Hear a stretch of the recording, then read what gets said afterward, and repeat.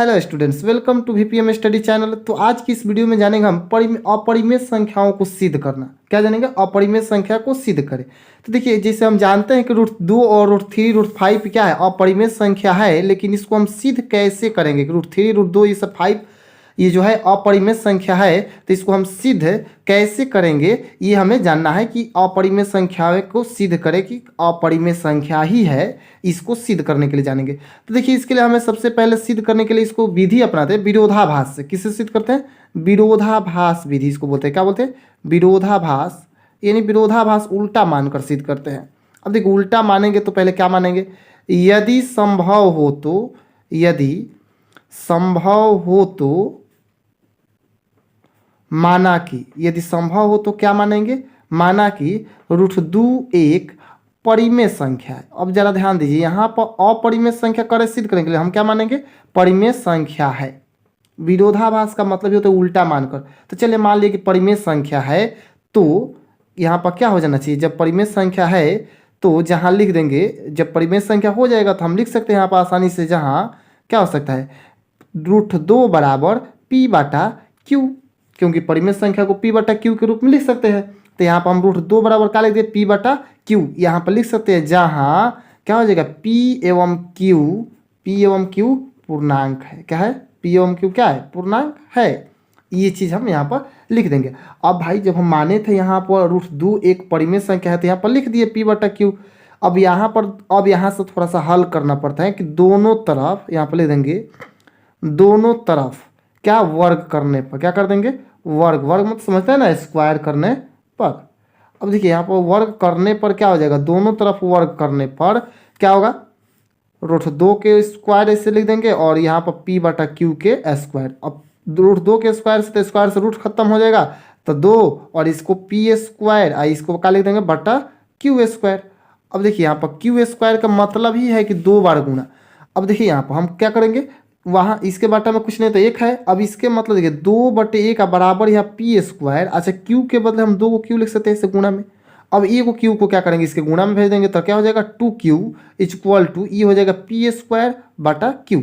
अब यहाँ पर देखिए जो है ना, ये एक पूर्णांक हो गया और ये क्या हो गया? भिन्न। तो हम यहाँ पर लिख देंगे पूर्णांक नॉट इक्वल टू भिन्न, यानी कभी भी बराबर नहीं होता है। ठीक है, पूर्णांक नॉट इक्वल टू भिन्न। लेकिन हमारा तो यहाँ पर आ गया है, क्या है? बराबर आ गया है, पूर्णांक भिन्न के इक्वल बराबर आ गया है, जबकि कभी नहीं होता है। तो अतः जो हम माने हैं वो क्या है? गलत है, बराबर आ गया है। तो यहाँ पर लिख देंगे कि अतः हमारी मान्यता क्या है? हमारी मान्यता गलत है कि √2 एक परिमेय संख्या, यानी परिमेय न माने थे, तो परिमेय संख्या ये हमारे क्या? मान्यता जो है गलत हो गया। अब जब गलत साबित हो गया, तब लिख सकते हैं कि अर्थात √2 एक अपरिमेय संख्या है।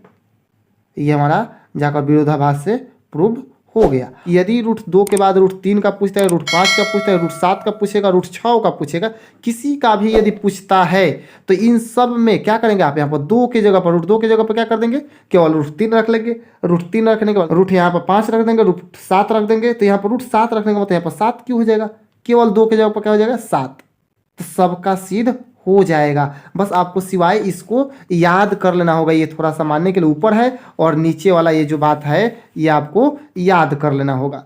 लेकिन हाँ, अब क्वेश्चन जो है इतना आसान नहीं देता है। परीक्षा में क्वेश्चन आपसे पूछता है, ऐसे पूछेगा क्वेश्चन आपको यहाँ पर कि √2 -3 का ऐसे होल स्क्वायर देकर कि ये सिद्ध कीजिए कैसे अपरिमेय संख्या होगा। या फिर दे देगा 3√2 का, या फिर आपको दे सकता है यहाँ पर क्वेश्चंस कि 5 - √3 का, ऐसे भी क्वेश्चन दे सकता है। या फिर 3 + 2√5 का, ऐसे क्वेश्चंस ये सब देता है कि सिद्ध कीजिए ये वाला क्वेश्चन कि आपको ये अपरिमेय संख्या है। तो अब देखिए, हम आसानी से तो सिद्ध किए थे कि √2 का, √3 का, √5 का, ये सब किए थे ना। लेकिन अब इसका कैसे करेंगे? कुछ नहीं करना है। अब देखिए, कुछ नहीं करने का मतलब है कि कुछ नहीं करना है, इसका मतलब साफे नहीं लिखना है, ऐसा नहीं है। आपको इसमें से देखना है कि अपरिमेय संख्या कौन है। तो √2 है, इसमें भी √2 है, इसमें क्या है? √3 है, और इसमें क्या है? √5 है। तो ये जो पहले अपरिमेय संख्या है ना, तो उसको सिद्ध कर देंगे। कैसे सिद्ध करेंगे? एकदम आसान तरीका बता दिया आपको यहाँ पर सिद्ध करने के लिए। √2 की जगह पर √5 कर दीजिएगा, जब √5 रहेगा तो यहाँ पर करेंगे ना। तो अब इसके बाद जब ये सिद्ध हो जाएगा तो यहाँ पर एक ही स्टेप में लिखते हैं, यहाँ पर हम लिख देते हैं, क्या लिखते हैं यहाँ पर समझ लीजिए।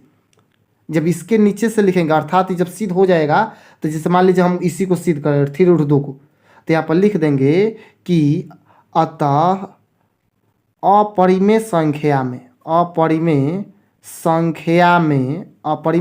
में पूर्णांक संख्या से जोड़ कोमा घटाव कोमा क्या हो जाएगा गुणा एवं भाग करने पर अपरिमेय संख्या प्राप्त होता है। क्या होता है? अपरिमेय संख्या प्राप्त होता है। अब जैसा नहीं, जब अपरिमेय संख्या प्राप्त होता है तो अब लिख देंगे फिर से कि अतः चाहे अर्थात ये जो हम 3√2 भी माने थे तो हम इसमें √2 को जब साबित कर दिए तो इसमें हम 3 से गुणा किए हैं, चाहे भाग कीजिए चाहे जोड़ कीजिए जो भी कीजिए, तो यहाँ पर क्या होगा अपरिमेय संख्या होगा। तो यहाँ भी लिख सकते हैं फिर से क्या होता है 3√2 भी क्या है यहाँ पर एक अपरिमेय संख्या है, ये हम अपना साबित कर सकते हैं।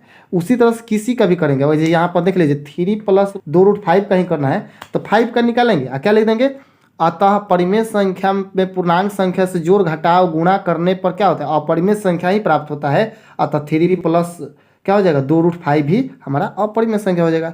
ये ध्यान रखिए, 12 से 12 क्वेश्चन सॉल्व कर सकते हैं, केवल उसमें का अपरिमेय संख्या कर दीजिए। यहाँ पर क्या लिख देंगे ये वाला रामबाण याद रखिएगा कि अपरिमेय संख्या में पूर्णांक संख्या से जोड़ घटाव गुणा भाग करने पर अपरिमेय संख्या ही प्राप्त होता है, इसीलिए वो भी मान लिख देगा जो पूछेगा और उसको अपरिमेय संख्या। आपको बताया है कि आसान तरीके से कर सकते हैं √3 √5 √2 को यहाँ पकड़ के दिखाए थे आपको √2 को। आई होप कि आपकी परीक्षा में जो है ये सिद्ध करने वाला 2 नंबर का प्रश्न अब नहीं छूटेगा, नहीं गलती होगा, आप आसानी से बना लेंगे। अब यदि चाहते हैं आपकी परीक्षा की तैयारी आपकी बेहतरीन तरह से हो तो आप इस चैनल को सब्सक्राइब करें एवं वीडियो को लाइक जरूर करें।